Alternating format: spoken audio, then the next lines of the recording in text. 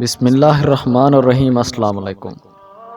ایک مرتبہ جہاد سے بہت سا مال غنیمت اور قیدی لائے گئے۔ جب حضرت عمر رضی اللہ تعالی عنہ نے اتنا سارا مال غنیمت اور قیدی دیکھے اور اسلام کی سربلندی ملاحظہ فرمائی تو لوگوں میں اعلان فرمایا کہ ممبر کے پاس بیٹھ جاؤ۔ لوگ فوراً امیر المومنین کا خطبہ سننے کے لیے ممبر کے پاس جمع ہو گئے۔ آپ رضی اللہ تعالیٰ عنہ ممبر پر تشریف فرما ہوئے اور اپنے آپ کو مخاطب کر کے فرمایا، اے عمر، تو وہی عمر ہے جس کی ماں خشک گوشت چبایا کرتی تھی۔ یہ فرما کر آپ ممبر سے نیچے تشریف لے آئے۔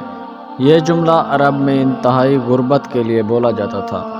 جس کے پاس کھانے کو کچھ نہیں ہوتا تھا اس کے لیے کہا جاتا تھا یہ خشک گوشت چباتے ہیں۔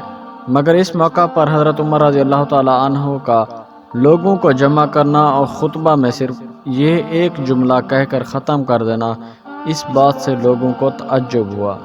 انہوں نے عرض کیا، امیر المومنین، آخر کیا ماجرا ہے کہ آپ نے سب لوگوں کو ممبر کے پاس جمع کیا اور خطبہ میں کوئی خاص ہدایت یا واعظ و نصیحت نہیں فرمائی، اپنے متعلق صرف ایک جملہ کہہ کر خطبہ ختم کر دیا؟